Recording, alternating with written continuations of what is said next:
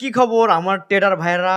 অবশ্যই আপনি একজন ট্রেডার, যেহেতু আপনি এই ভিডিওটা ওপেন করছেন, তার মানে আপনি ট্রেডিং শিখতেছেন, আর না হলে আপনি একজন ট্রেডার।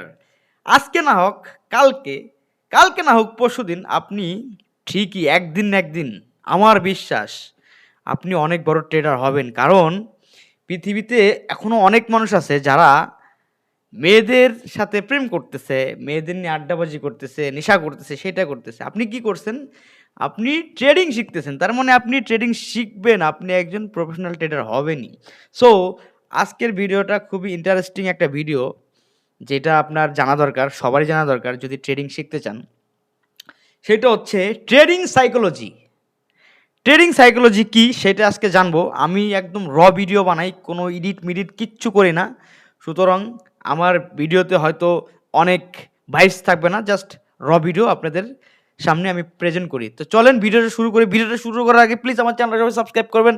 আমার 300 সাবস্ক্রাইব কিন্তু অলরেডি হয়ে গেছে, আর কিছু সাবস্ক্রাইবার, আর 700 সাবস্ক্রাইবার হলে, আমার 1K সাবস্ক্রাইবার হলে আমি মনিটাইজেশন পাবো। সো প্লিজ সবাই সাবস্ক্রাইব করেন। তো চলেন ভিডিওটা শুরু করি। তো আসলে ট্রেডিং সাইকোলজি কি? ট্রেডিং সাইকোলজি আপনি জানতে হবে। ট্রেডিং সাইকোলজি মানে ট্রেডিং মনোবিজ্ঞান।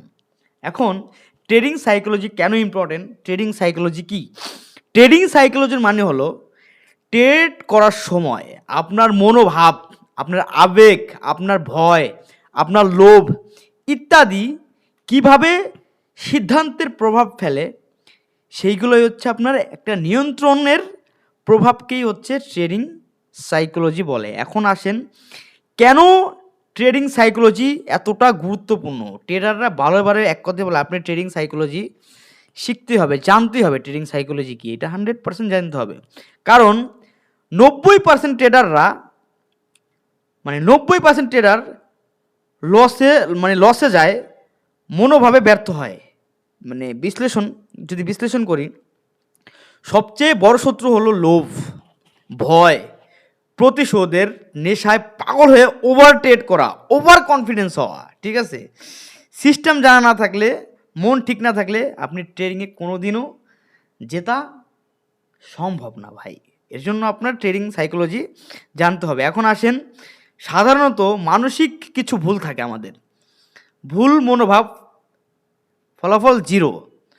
ওভার ট্রেডিং, লস বাড়ে, ডিসিপ্লিন হারায়, এবং রিভেঞ্জ ট্রেডিং আগের লসকে ফিরিয়ে আনতে গিয়ে আবার লস করে। এটা হচ্ছে রিভেঞ্জ ট্রেডিং। এখন fair of the missing out, যেটাকে আমরা শর্ট ফর্মে বলি FOMO, ভুল জায়গায় এন্ট্রি নেওয়া। এখন গ্রিড বা লোভ, আপনার টিপি ছাড়ে না, এবং উল্টা লসে আপনার ল্যাক অফ কনফিডেন্সকে একদম ধুয়ে মুছে নষ্ট করে ফেলে। এখন আসেন, ভালো সেট আপ বা ট্রেড নেওয়া আপনার একটা বিশেষজ্ঞ, মানে একটা যেটা সাইকোলজি, একটা মনোভাব, কিভাবে সেটা নিয়ন্ত্রণ করবেন। ট্রেডিংয়ে আসলে যেটা আপনার প্রথমে জানতে হবে, ট্রেডিং প্ল্যান সুন্দর মতো একটা নোট করে রাখা, এবং নিয়ম না মানলে ট্রেড নেবেন না, ওই নিয়মটা আপনার মানতে হবে। এবং স্টপ লস ঠিক করা, আগে থেকেই নির্ধারণ করা যে আজকে কত টাকা লস করব আমি। আর এতটুকু জানা রাখা বলো, প্রতিটা ট্রেডের রেকর্ড রাখেন, যেটা আপনার পরবর্তী ট্রেডের মানে ওইটা আপনার পরবর্তী ট্রেডের একটা ধারণা চলে আসবে।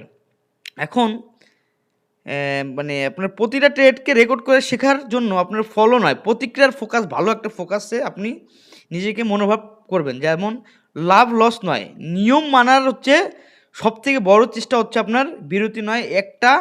একটা লস করলে এক দুই দিন বিরতি থাকবেন। ঠিক আছে। রিস্ক ম্যানেজমেন্ট কি? রিস্ক ম্যানেজমেন্ট কিন্তু সাইকোলজির, ট্রেডিং সাইকোলজির একটা সাইড। রিস্ক ম্যানেজমেন্ট মানে হলো ট্রেডে কিভাবে ক্ষতির পরিমাণ নিয়ন্ত্রণ রাখা, যেন একবারে ভুলে সব না হারায় যায়, আপনার ব্যালেন্স বা আপনার অ্যাকাউন্টে যা থাকে একবারে সব না হারায় যায়। এখন গুরুত্বপূর্ণ কথা হচ্ছে, এক ট্রেডেই অ্যাকাউন্টে উড়াই দেওয়া সম্ভব, কিন্তু প্রতি ট্রেডে লস হলেও যেন পুরো একটা ক্যাপিটাল না হারায় যায়, এরকমভাবে আপনার ট্রেড করতে হবে। প্রফিটেবল ট্রেডাররা ছোট লস মেনে নেয় এবং বড় লাভ ধরে রাখে। রিস্ক ম্যানেজমেন্ট পাঁচটি একটা গুরুত্বপূর্ণ একটা বিষয় শিখিয়ে দেবো। সেটা হচ্ছে ক্যাপিটাল রিস্ক, একটা ট্রেডে 1-2% বেশি রিস্ক নেবেন না। এক্সাম্পল 10,000 টাকার একটা ট্রেডে প্রতি ট্রেডে আপনার অ্যাকাউন্টে 10,000 টাকা থাকে, আপনি প্রতি ট্রেডে 100-200 টাকা ট্রেড নেবেন। রিস্ক টু রেওয়ার্ড রেশিও আপনার আদর্শ যেটা 1:2 বা 1:3 মধ্যে থাকবেন সবসময়।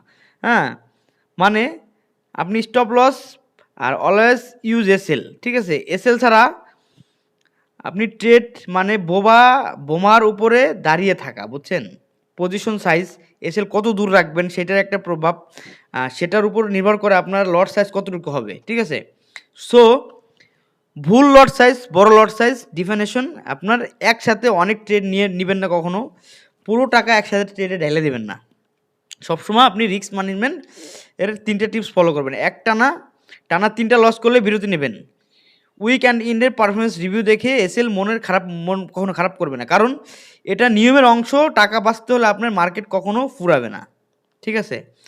সাইকোলজি প্লাস রিস্ক ম্যানেজমেন্টের সেফ ট্রেডাররা মানে সবসময় একটা জিনিস ফলো করে, সেটা হচ্ছে আপনার ইমোশন কন্ট্রোল বা ঠান্ডা মাথার সিদ্ধান্ত, ফিক্সড রিস্ক, মানে টাকা বাঁচায় সবসময় একটা পজিটিভ মাইন্ডসেট, ধারাবাহিকতার একটা মানে লো ডাউন ডাউন ড্র ডাউনে অ্যাকাউন্ট টিকে রাখা, বুঝছেন? আমার শেষ কথা হচ্ছে, ট্রেডিং শুধু একটা চার্ট বোঝা না, নিজের মন বোঝা শেখা। তাহলে আপনি 95 ট্রেডারের থেকে আলাদা নিজেকে সেভ রাখতে পারবেন। আগে ক্যাপিটাল বাঁচান, তারপরে লাভের চিন্তা করেন। তো ভিডিওটা ভালো লাগলে অবশ্যই চ্যানেলটা সাবস্ক্রাইব করবেন। আল্লাহ হাফেজ, এই পর্যন্তই, ভালো থাকবেন।